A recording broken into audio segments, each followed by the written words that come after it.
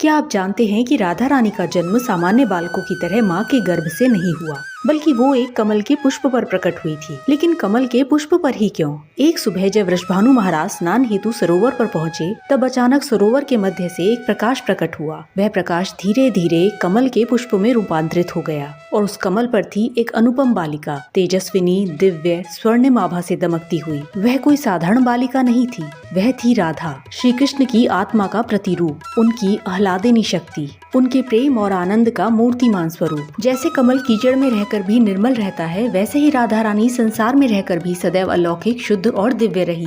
जैसे कमल का पुष्प जल के ऊपर खिलता है, वैसे ही राधा का प्रेम भौतिक जगत से ऊपर उठकर केवल कृष्ण के चरणों में ही समर्पित रहा।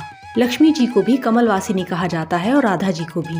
राधा स्वयं श्री कृष्ण की आह्लादिनी शक्ति है और वो लक्ष्मी जी की भी मूल शक्ति कही जाती है। इसीलिए उनका कमल पर प्रकट होना इस दिव्य साम्यता को भी दर्शाता है। कहते हैं कि जैसे कमल का फूल जल में खिलकर सौंदर्य और सुगंध से वातावरण को भर देता है, वैसे ही राधा रानी का प्राकट्य प्रेम रस को संसार में फैलाने के लिए हुआ था। इस प्रकार राधा रानी का कमल पर प्राकट्य केवल एक जन्म कथा नहीं है, बल्कि यह संदेश है कि प्रेम ही परमात्मा का वास्तविक स्वरूप है, जो इस संसार की मलिनता से बंधा नहीं रहता, बल्कि जल के ऊपर खिलते कमल की तरह सदा निर्मल और दिव्य रहता है।